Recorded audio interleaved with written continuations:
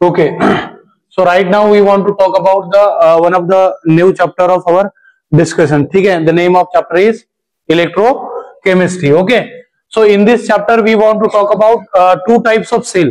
दो टाइप की हमारे क्या है, सेल है.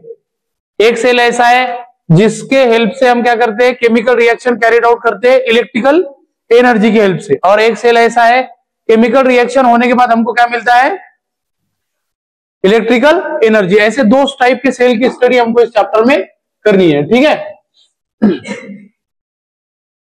हाँ.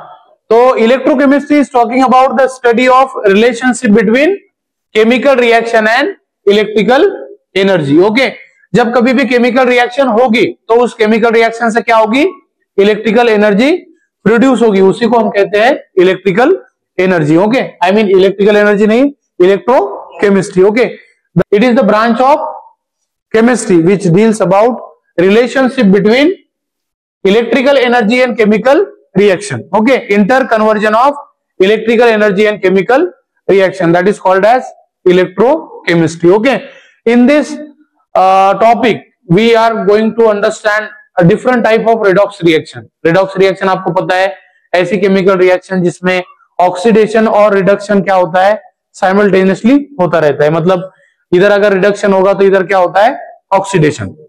ठीक है, उस टाइप के रिएक्शन को हम कहते हैं redox reaction. The reaction in which oxidation as well as reduction takes place simultaneously is called as redox reaction. तो इसमें इस टॉपिक में हमको पढ़ना क्या है, इलेक्ट्रोकेमिस्ट्री में ऐसे कुछ सेल के बारे में, ऐसे कुछ बैटरी के बारे में हमको पढ़ना है जिसके हेल्प से हम क्या कर सकते हैं, इलेक्ट्रिकल एनर्जी प्रोड्यूस होती है या नहीं, इसको हमको चेक करना है. ठीक है, जैसे कि आपको यहां पर ऑलरेडी मेंशन किया है कि electrochemistry is talking about relationship between electrical energy and chemical energy.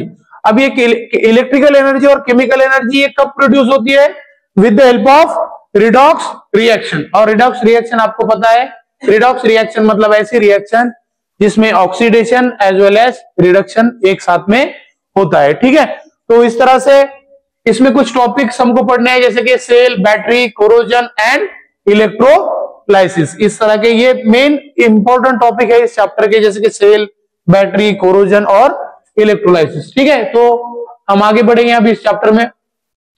उसके बाद हमको पढ़ना है टाइप्स ऑफ इलेक्ट्रोकेमिकल सेल. जैसे दो टाइप के सेल है, मैंने आपको पहले ही बोला था.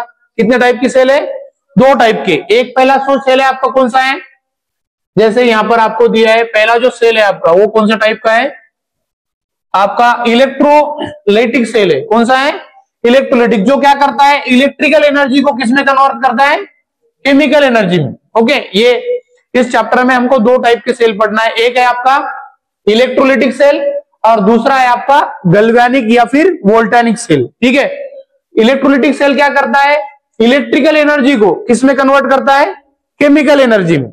आई बात समझ में. It is the types of cell which convert electrical energy into chemical energy. इसका बेस्ट एग्जांपल आपने पढ़ा होगा, इलेक्ट्रोलाइटिस ऑफ मोल्टन साल्ट, हमने पहले भी देखा था. ठीक है, तो दो टाइप के सेल है. पहला है आपका इलेक्ट्रोलाइटिक सेल. इलेक्ट्रोलाइटिक सेल मतलब ऐसा सेल जो इलेक्ट्रिकल एनर्जी को किसमें कन्वर्ट करता है, केमिकल एनर्जी में, उसको हम कहते हैं इलेक्ट्रोलाइटिक सेल. ठीक है, तो ये पहला सेल का टाइप है हमारा. उसके बाद है दूसरा जिसका नाम आपको यहां पर दिया है voltaic. Volt is somewhat related to the current, है ना. तो जिसका काम क्या है, फिर वो किसको क्या करता है, केमिकल एनर्जी को इलेक्ट्रिकल एनर्जी में क्या करता है, कन्वर्ट करता है. जैसे कि आपकी बैटरी, मोबाइल की जो बैटरी होती है वो नॉर्मली उसके अंदर क्या होता है, अलग अलग केमिकल होते हैं, उसमें केमिकल रिएक्शन होती है और वो केमिकल रिएक्शन होने के बाद हमको क्या मिलता है, इलेक्ट्रिकल एनर्जी. तो इसका बेस्ट एग्जांपल क्या होगा, आपकी बैटरी. ठीक है, तो इस तरह से दो टाइप के जो हमारे सेल है, पहला सेल कौन सा है हमारा, इलेक्ट्रोलाइटिक सेल. दूसरा कौन सा है हमारा, वोल्टेनिक सेल. इलेक्ट्रोलाइटिक सेल क्या करता है आपका, वो जो है हमारा इलेक्ट्रिकल एनर्जी को केमिकल एनर्जी में कन्वर्ट करता है. और दूसरा जो सेल है हमारा गैल्वेनिक और वोल्टेनिक, वो किसमें किसको कन्वर्ट करता है, केमिकल एनर्जी को इलेक्ट्रिकल एनर्जी में कन्वर्ट करता है. तो दो टाइप के सेल हमको याद रखना है. अगर इसका एग्जांपल अगर देखा जाए तो यहाँ पर आपको डैनियल सेल का एग्जांपल दिया है. जिसमें आपको पता है डैनियल सेल में जो इलेक्ट्रोड होते हैं वो एक होता है कॉपर का और एक होता है जिंक का, ठीक है। So this is just representation of cell, okay. So two types of cell everybody need to remember. पहला जो है आपका इलेक्ट्रोलाइटिक सेल, जो किसमें किसको कन्वर्ट करता है, इलेक्ट्रिकल एनर्जी को केमिकल एनर्जी में, और दूसरा है हमारा गैल्वेनिक सेल जो केमिकल एनर्जी को इलेक्ट्रिकल एनर्जी में कन्वर्ट करता है। इससे आपको क्या प्रोड्यूस होता है, केमिकल, ओके, और इससे क्या प्रोड्यूस होता है आपको, इलेक्ट्रिकल एनर्जी। और इसका बेस्ट एग्जांपल है हमारे मोबाइल में बैटरी वगैरह होती है ना, उसको हम कहते हैं voltaic cell, okay. So now we will move toward the next topic. What is the next topic of our discussion, Daniell cell. So Daniell cell आप किसको बोलेंगे, it is the type of cell which is consist of zinc and copper as a electrode, okay, उसको आप कहते हैं Daniel cell. Daniel cell मतलब एक प्रकार का सेल का टाइप है जिसमें इलेक्ट्रोड जो होते हैं वो किसका होता है, जिंक का, और दूसरा कौन सा होता है, कॉपर का। अब इसके अंदर आपको पता है, जैसे इस चैप्टर में हमने ऑलरेडी पढ़ा है कि इस चैप्टर में टोटली हमको क्या पढ़ना है, रिडॉक्स रिएक्शन। रिडॉक्स रिएक्शन मतलब ऐसी रिएक्शन जिसमें ऑक्सीडेशन और रिडक्शन क्या होता है, कंटिन्यूसली होते रहता है, ठीक है। तो सेल रिएक्शन में आपको क्या दिया है, पहले जो हमारा जिंक है वो कौन से फॉर्म में है, न्यूट्रल फॉर्म में है ना। जैसे उसने 2 इलेक्ट्रॉन लॉस किए, वो 2 इलेक्ट्रॉन किसने लिए, तो उसने 2 इलेक्ट्रॉन लॉस किए, वो किसने लिए, कॉपर ने, क्योंकि कॉपर के पास ऑलरेडी कॉपर किस कौन से फॉर्म में, यहां पर ऑक्सीडाइज फॉर्म में। तो 2 इलेक्ट्रॉन जब जिंक ने लॉस किए तो पहले यहां पर क्या था, जिंक ओनली नेचुरल था, न्यूट्रल था, उसके बाद यहां पर क्या हो गया, जिंक डाई पॉजिटिव, उसके बाद कॉपर जो था वो पहले कैसा था, Cu डाई पॉजिटिव, और बाद में क्या हो गया, Cu न्यूट्रल, ठीक है। So this is all about the Daniel cell. Daniel cell मतलब ऐसा सेल जिसमें जिंक और कॉपर एज अ इलेक्ट्रोड बोलकर क्या होते हैं, यूज किए जाते हैं, उसको हम कहते हैं डैनियल सेल। अब यहां पर ऑक्सीडेशन जो होगी वो कहां पर होगी, एनोड पे। ऑक्सीडेशन कहां पर होगी, एनोड पे। ऑक्सीडेशन मतलब just it is all about the loss of electron. तो जिंक हमारा क्या है, न्यूट्रल स्टेज पे है, उसने क्या किया, 2 इलेक्ट्रॉन लॉस करने के बाद वो क्या बन गया, Zn डाई पॉजिटिव, और ये आपके 2 इलेक्ट्रॉन, इलेक्ट्रॉन पे चार्ज होता है निगेटिव। उसके बाद कैथोड जो है उस पे क्या होने वाला है, रिडक्शन। जो इलेक्ट्रॉन जिंक ने लॉस किए, जो इलेक्ट्रॉन जिंक ने लॉस किए वो कौन लेने वाला है, कॉपर। पहले कॉपर यहां पर क्या था, कॉपर डाई पॉजिटिव, और ये 2 इलेक्ट्रॉन उससे लेने के बाद वो क्या बन गया, Cu ओनली, मतलब न्यूट्रल हो गया। तो इसमें आपको याद क्या रखना है, एनोड पे होती है ऑक्सीडेशन, ऑक्सीडेशन मतलब लॉस ऑफ इलेक्ट्रॉन, और रिडक्शन मतलब gain of electron, okay. So this is all about the Daniel cell. अगर आपको ई सेल अगर निकालना है, रिडक्शन पोटेंशियल अगर इस रिएक्शन का निकालना है, तो that can be done by E cell is equals to E cell of cathode minus E cell of anode. ये फॉर्मूले की हेल्प से हम किसी भी केमिकल रिएक्शन का जो ईएमएफ है, इलेक्ट्रोमोटिव फोर्स, उसको हम कैलकुलेट कर सकते हैं, ठीक है। So this is all about the Daniel cell. Right now we will move toward the next topic of our discussion, that is कौन सा है हमारा, electrode potential and standard hydrogen electrode, okay. Electrode potential मतलब normally आपको याद रखना है, it is the tendency of electrode to loss and gain of electron, okay.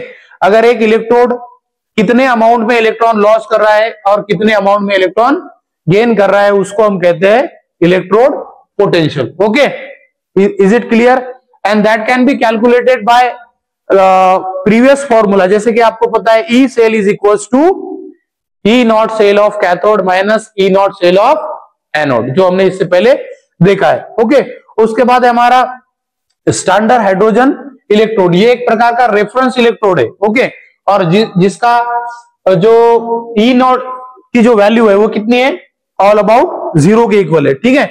और इसका यूज जो है कहां पर ये यूज किया जाता है, it is use to calculate the standard reduction potential of electrochemical reaction. इतना आपको इसमें याद रखना है, इसमें ज्यादा कुछ याद रखना नहीं है, ठीक है। पहला जो टॉपिक है वो क्या आपको कहता है, इलेक्ट्रोड पोटेंशियल मतलब एक इलेक्ट्रॉन की इलेक्ट्रॉन लॉस करने की या फिर इलेक्ट्रॉन गेन करने की जो टेंडेंसी है उसको हम कहते हैं electrode potential, okay. Now we will move to the next topic, कौन सा टॉपिक है हमारा इसके बाद का? Electrochemical series. Okay, electrochemical series मतलब अरेंजमेंट ऑफ एलिमेंट या फिर जो हमारे मेटल्स हो गए उनका arrangement on the basis of their standard reduction potential, उसको हम बोलते हैं इलेक्ट्रोकेमिकल सीरीज। यहां पर आपको क्या दिया है? Arrangement of element by the standard reduction potential. अब इसमें अरेंजमेंट एलिमेंट की ऐसे की गई है जिसका इलेक्ट्रोड पोटेंशियल ज्यादा या कम होगा, अकॉर्डिंगली उसको उसमें वहां पर अरेंजमेंट किया गया है और उसी को हम कहते हैं इलेक्ट्रोकेमिकल सीरीज। तो डेफिनेशन के तौर पे आपको क्या याद रखना है? It is arrangement of element according to their standard reduction potential. एक एलिमेंट का एक सीरीज में arrangement on the basis of its standard reduction potential. अब इसका यूज क्या है? It is use to predict the direction of redox reaction and EMF. इससे पहले मैंने बोला आपको इलेक्ट्रोमोटिव फोर्स। इसका यूज क्या किया जाता है इलेक्ट्रोकेमिकल सीरीज का? It is use to predict एक रिएक्शन रिडॉक्स है या नहीं, उसको पता लगाने के लिए उसको यूज किया जाता है। ठीक है, तो क्या यूज है इसका? It is use to predict whether the reaction is redox और नॉट। और दूसरा क्या यूज है? किसी भी रिएक्शन का ईएमएफ कैलकुलेट करने के लिए इलेक्ट्रोकेमिकल सीरीज का यूज किया जाता है। दूसरा क्या है? It identify strong oxidising and reducing agent. ये क्या आइडेंटिफाई करती है? अगर एक केमिकल सब्सटेंस अगर स्ट्रॉन्ग रिड्यूसिंग एजेंट है या फिर वीक रिड्यूसिंग एजेंट है, ये आइडेंटिफाई करने का काम किसका होता है? इलेक्ट्रोकेमिकल सीरीज का। तो इसमें आपको क्या याद रखना है? 3 बातें याद रखना है कि इलेक्ट्रोकेमिकल सीरीज क्या है। इलेक्ट्रोकेमिकल सीरीज मतलब एक प्रकार का स्पेशल टाइप का क्या है? Arrangement on the basis of standard reduction potential of element. उसका यूज क्या है? अगर एक रिएक्शन रिडॉक्स है या नहीं है उसको पता लगाने के लिए, ईएमएफ कैलकुलेट करने के लिए, और एक सब्सटेंस स्ट्रॉन्ग रिड्यूसिंग एजेंट है या नहीं या फिर स्ट्रॉन्ग ऑक्सीडाइजिंग एजेंट है या नहीं, इसका पता लगाने के लिए इलेक्ट्रोकेमिकल सीरीज का यूज किया जाता है। I hope all of you understand this. Now we will move toward the next topic. Okay, what is the next topic? Now we want to talk about the Nernst equation and which is used to calculate the standard reduction potential of electrochemical series. Electrochemical series का जो standard reduction potential है उसको calculate करने के लिए इसको use किया जाता है, and that is equals to E of cell is equals to E naught of cell minus RT by NF log of Q। Okay, क्या क्या दिया है आपको यहाँ पर? ये E of cell मतलब जो नॉर्मल है, उसके बाद ये किसके इक्वल है? E naught of cell मतलब स्टैंडर्ड जो रिडक्शन पोटेंशियल होता है, और that is equals to minus RT by NF log of Q। और Q क्या होता है? ये that is product divided by reactant. Okay, इसके बेस में उसको लिया जाता है लॉग की वैल्यू। ठीक है, बट ये कब है? एट, अगर ये इक्वेशन को हमको 25 डिग्री सेंटीग्रेड टेम्परेचर पे अगर यूज करना है तो ये ऊपर का इक्वेशन क्या हो जाएगा फिर? E cell is equal to E naught cell minus 0.0591 divided by n log of Q. Okay, अगर ये वाला इक्वेशन जो ऊपर दिया गया है इसको अगर हमको 25 डिग्री सेंटीग्रेड टेम्परेचर पे अगर यूज करना है तो ये इक्वेशन इस तरह से कन्वर्ट हो जाएगा, that is equals to E cell is equals to E naught cell minus 0.0591 divided by n log of Q. Okay, और n is nothing but the number of electron, कितने इलेक्ट्रॉन गेन हुए, कितने electron loss हुए। Okay, so this is all about the Nernst equation. अब इसको use कहां किया जाता है? It is use to calculate cell potential. Cell का जो पोटेंशियल है उसको कैलकुलेट करने में इसको यूज किया जाता है under the non standard condition. Under the non standard condition, standard condition हो तो उसको कन्वर्ट करना है इस तरह में। ठीक है, तो नर्स्ट इक्वेशन मतलब क्या है? एक प्रकार का मैथमेटिकल एक्सप्रेशन है जिसमें हम किसी उसको यूज करके किसी भी सेल का जो सेल पोटेंशियल है उसको हम कैलकुलेट कर सकते हैं under the non standard conditions. ठीक है, so this is all about the Nernst equation. Now we will move toward the next topic. उसके बाद है हमारा कंडक्शन ऑफ इलेक्ट्रोलाइट। अब आपको पता है कुछ केमिकल जो है वो पानी में डिसॉल्व करने के बाद पूरे डिसोसिएट होते हैं, अल्टीमेटली वो पूरे डिसोसिएट होते हैं। मतलब एग्जांपल के तौर पे हमारा NaCl, उसको अगर पानी में डिसॉल्व किया जाए कंप्लीटली क्या होगा, डिसोट होगा और हमको मिलेगा Na positive and Cl negative. ऐसे केमिकल सब्सटेंस को हम कहते हैं electrolyte. Those chemical substance which completely dissolve in water, it's called as electrolyte. और इसी इलेक्ट्रोलाइट का क्या है फिर, कंडक्शन है। तो दो टाइप के कंडक्शन है आपके, स्पेसिफिक कंडक्शन और दूसरा है आपका मोलर कंडक्शन। स्पेसिफिक कंडक्शन जो है आपका, it is denoted by K and that is equals to 1/R into I/A। Okay, mathematical expression क्या है इसका, K is equals to 1/R into I/A।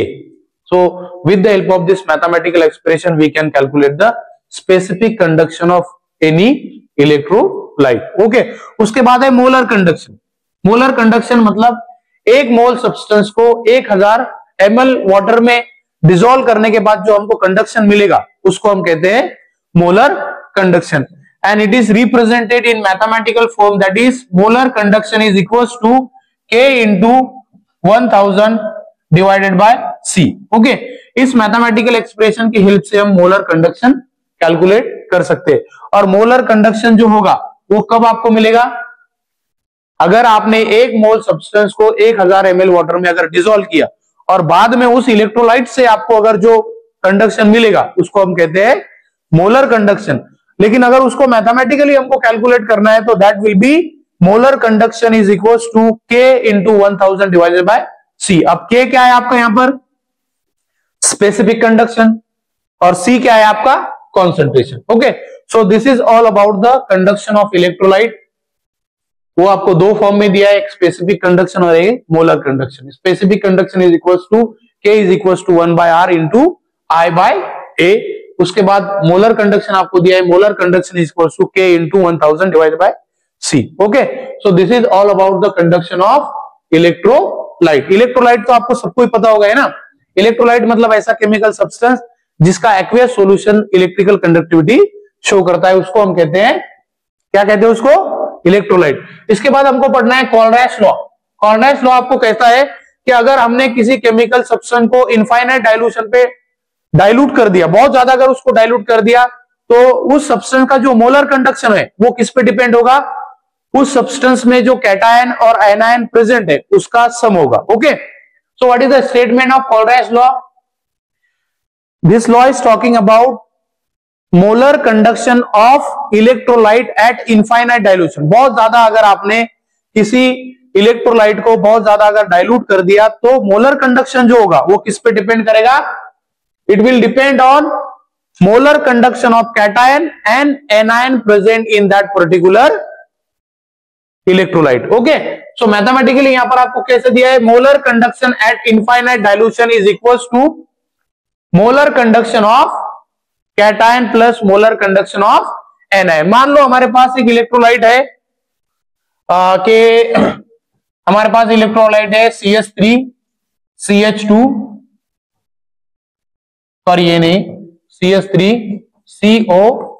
COONA, ये हमारे पास क्या है, इलेक्ट्रोलाइट है ना। अब इसको अगर हमने आयोनाइज किया तो क्या मिलेगा आपको, CH3 CO नेगेटिव और प्लस Na पॉजिटिव, है ना, ऐसे ही मिलेगा ना।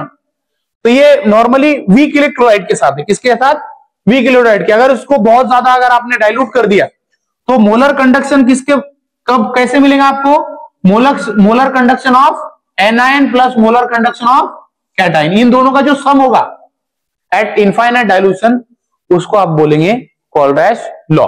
और मैथमेटिकली आपको कैसा दिया है, यहां पर इस तरह से दिया है, that is molar conduction at infinite dilution is equals to molar conduction of cation plus molar conduction of anion. Okay, और इन दोनों का सम क्या होगा, यही उसका मोलर कंडक्शन होगा एट इनफाइनाइट डाइल्यूशन। तो कॉलरैश लॉ आपको क्या कहता है, वो कहता है कि किसी भी केमिकल सब्सटेंस को अगर आपने बहुत ज्यादा डाइल्यूट कर दिया, किसी भी केमिकल सब्सटेंस को मतलब इलेक्ट्रोलाइट को अगर बहुत ज्यादा आपने डाइल्यूट कर दिया तो उसका जो मोलर कंडक्शन होगा वो किस पे डिपेंड करेगा, उसमें जो कैटायन प्रेजेंट है उन दोनों का सम ही उस केमिकल आई मीन उस इलेक्ट्रोलाइट का क्या होगा, मोलर कंडक्शन होगा। Okay, so this is all about the Kohlrausch law. इसके बाद हमको पढ़ना है Faraday law of electrolysis. Okay, Faraday ने दो लॉ दिए हैं इलेक्ट्रोलाइसिस के, और वो हमको बताते हैं कि इलेक्ट्रिकल एनर्जी और मास जो डिपॉजिट होगा उसमें क्या रिलेशन होगा। ठीक है, तो पहला लॉ आपको कहता है कि मास जो डिपॉजिट होगा during the course of electrolysis वो डायरेक्टली किसको प्रोपोर्शनल होगा, जितना हमने चार्ज ऑफ इलेक्ट्रिक करंट वहां पर ट्रांसफर किया। ओके, तो first law is talking about the mass deposit in electrolysis is directly proportional to the charge of electric current transfer in that solution. Okay, जितना charge आपने transfer किया या जितनी electricity आपने ट्रांसफर की उतना ही मास वहां पर क्या होगा, डिपॉजिट होगा, और उसी को कहते हैं first law of Faraday. Okay, और mathematically it can be derive like this, m is equals to ZI-T। Okay, इस तरह से। ठीक है, पहला लॉ आपको क्या कहता है, वो कहता है कि जितना आपने इलेक्ट्रिकल चार्ज ट्रांसफर किया उतना ही सब्सटेंस का डिपॉजिट होगा इलेक्ट्रोलाइसिस में। ये कहना है किसका है, first law of Faraday's electrolysis. ठीक है, सेकंड लॉ आपको क्या कहता है, वो कहता है कि अगर मान लो आपके पास दो सेपरेट क्या है, दो सेपरेट आपके पास अरेंजमेंट है इलेक्ट्रोलाइटिक सेल के। ओके, दो क्या है आपके पास, अरेंजमेंट है, तो जो M1 होगा मास ऑफ एक जो सेल में जो मास होगा, M2 जो होगा वो it will be like that, M1 divided by M2 is equals to E1 divided by E2। तो जितना तो mass of M1 and M2 वो किससे रिलेट करेगा, E1 एंड E2 से। दो अगर सेल है हमारे पास, दो इलेक्ट्रोलाइटिक सेल है, तो मास जो होगा वो M1 का और M2 का वो किससे रिलेट करेगा, E1 और E2 से। Okay, so this is all about the Faraday's second law of electrolysis. अब इसका बेसिस क्या है, इसको कहां पर यूज किया जाता है, it is use in electroplating and electro refining. Okay, ये दो जो लॉ है इनको कहां पर यूज किया जाता है, इलेक्ट्रोप्लेटिंग में और इलेक्ट्रो रिफाइनिंग। ठीक है, so this is all about the Faraday's law of electrolysis. पहला लॉ आपको कहता है कि जितनी आपने एनर्जी इलेक्ट्रिकल एनर्जी ट्रांसफर की है उतना ही मास वहां पर डिपॉजिट होगा, इनको in the case of electrolysis. दूसरा लॉ आपको कहता है कि M1 और M2 ये डायरेक्टली रिलेटेड है किससे, E1 और E2 से। ओके, यही बात समझ में, M1 की वैल्यू और M2 की वैल्यू ये किससे कोरिलेट करेंगी, E1 और E2 से। ओके, उसके बाद नेक्स्ट टॉपिक जो है हमारा कोरोजन। ओके, कोरोजन मतलब आपने इससे पहले 10वीं क्लास में भी इसको पढ़ा है। Corrosion is talking about gradual destruction of metal, gradual destruction of metal by oxidation, उसमें उसको हम कहते हैं कोरोजन। मतलब एक मेटल है हमारे पास और वो कंटिन्यूसली क्या हो रहा है, उसका ऑक्सीडेशन, और उसकी प्रॉपर्टी क्या हो रही है, लॉस हो रही है। आपने देखा होगा जो मेटालिक सब्सटेंस होते हैं हमारे पास, अगर हमने मेटल को बहुत दिनों तक अगर पानी में रखा तो क्या होता है, उसका रस्टिंग होती है ना, और उसी रस्टिंग को कहते हैं कोरोजन। ओके, जैसे कि आपको एग्जांपल दिया है, तो डेफिनेशन आपको क्या रखना है, gradual destruction of metal with the help of oxidation, it's called as corrosion. और एग्जांपल आपको क्या दिया है यहाँ पर, iron react with O2 along with the water molecule and we will get FeOH/3। और इससे क्या होगा, ये कंपाउंड जो होगा, जो हमारा आयरन है वो क्या होगा, कंटिन्यूसली डिस्ट्रक्शन उसका होगा, मतलब उसकी जो मेटालिक प्रॉपर्टी होगी वो लॉस होगी। अब जो कोरोजन है that can be prevented by painting, जैसे कि यहाँ पर देखो ये जो स्लाइड लगाई है उसके बाद आपने देखा होगा उसको पेंटिंग की है, पेंट लगाया है उस पे कि वो जो मेटालिक रॉड है बहुत दिनों तक अच्छा रहे। ठीक है, उसके बाद ग्रीसिंग से भी आपने देखा होगा, हमारी जो व्हीकल वगैरह है उसमें हम ग्रीस यूज करते हैं कि वो बहुत दिनों तक अच्छा रहे।